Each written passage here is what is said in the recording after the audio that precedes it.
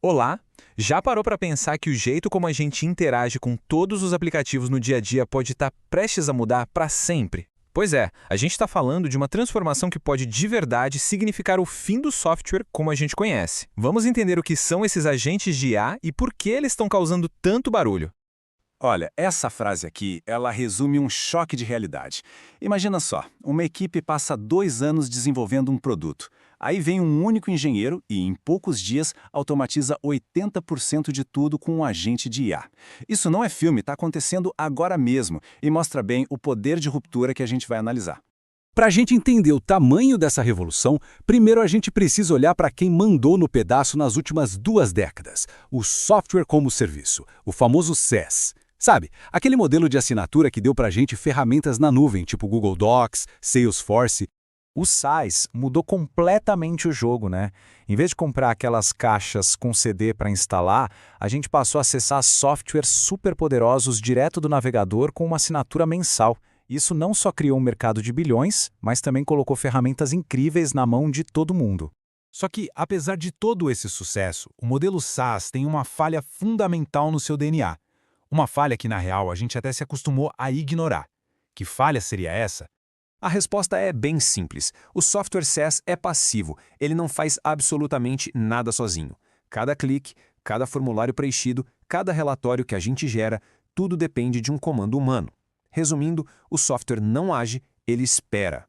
E essa passividade toda gera um monte de problema prático. Como a gente vê aqui, o resultado são interfaces complexas que exigem treinamento, horas e horas gastas em tarefas manuais e aquela frustração de ter que adaptar o nosso jeito de trabalhar para caber na ferramenta. O ponto-chave é o seguinte: o SaaS deu a chave do carro na nossa mão, mas ainda obriga a gente a dirigir cada quilômetro manualmente. E é exatamente aí, nessa brecha da execução, que a porta se abre para a próxima evolução. Então, vamos conhecer o desafiante, o agente de IA. Tá, mas o que é um agente de IA, afinal? Esquece a ideia de uma ferramenta que a gente precisa operar. Pensa nele mais como um assistente digital que tem iniciativa própria. Você simplesmente diz o que quer, tipo, organiza para mim os e-mails de vendas do último trimestre, e ele descobre como fazer sem precisar de um passo a passo. O poder de um agente vem basicamente dessas 3 coisas. Primeiro, ele entende a intenção por trás do pedido, não só as palavras. Segundo, ele executa o trabalho sozinho, sem precisar de microgerenciamento. E o mais incrível, se ele encontra um problema no caminho, ele se adapta. É isso que muda tudo. E aqui está a grande virada de chave. A gente deixa de ser um operador de ferramentas e passa a ser um delegador de resultados. O nosso foco muda do como fazer para simplesmente o que precisa ser feito. Ok, agora que a gente já entendeu os dois lados, vamos colocar eles frente a frente para ver como essa briga se desenrola na prática. A diferença de verdade não está nas funcionalidades ou no design. A pergunta mais importante é outra. Quem é que está de fato fazendo o trabalho? Somos nós ou é a tecnologia? Essa tabela aqui resume tudo. No modelo SaaS, a gente interage com painéis e telas e faz todo o trabalho manual. Com os agentes, a interface é a conversa e o trabalho pesado fica com eles. A linha mais importante aqui é a de operação. A responsabilidade pela execução saiu da mão do humano e foi para a máquina. No fim das contas, tudo se resume a isso aqui. Por anos, a gente pagou por acesso a painéis bonitos, bem desenhados.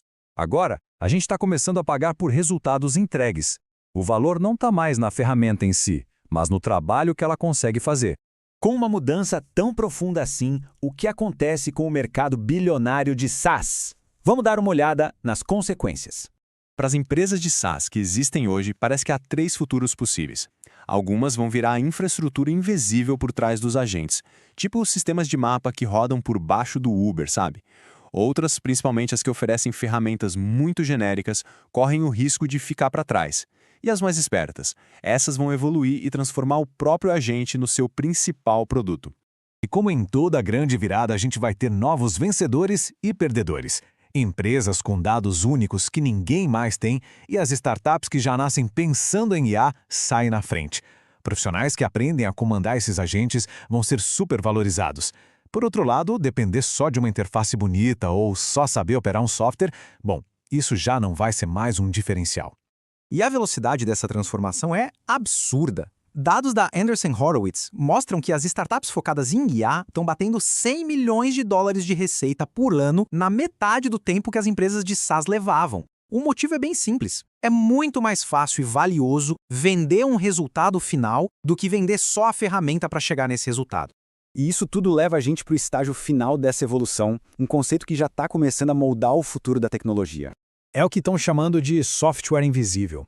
Pensa só, agendar uma viagem de negócios falando para o seu assistente, preciso ir para São Paulo na terça e voltar na quinta. Ele faz tudo nos bastidores, reserva voo, hotel, transporte. O software só aparece para pedir uma confirmação ou para entregar os bilhetes. A melhor interface é simplesmente nenhuma interface. Essa linha do tempo coloca tudo em perspectiva. A gente evoluiu do software de desktop para a nuvem, depois para o celular. A IA começou como um extra no SaaS, mas agora a gente está no ponto de virada. Os agentes estão virando a própria interface. E o destino final? Uma era em que o software vai ser de verdade invisível. E para fechar, fica essa reflexão que redefine tudo. Por décadas, a tecnologia deu para a gente martelos melhores. Agora, pela primeira vez, ela está se oferecendo para bater o prego para a gente. A pergunta fundamental mudou de qual ferramenta eu uso para quem executa a tarefa. E a resposta, cada vez mais, vai ser o agente.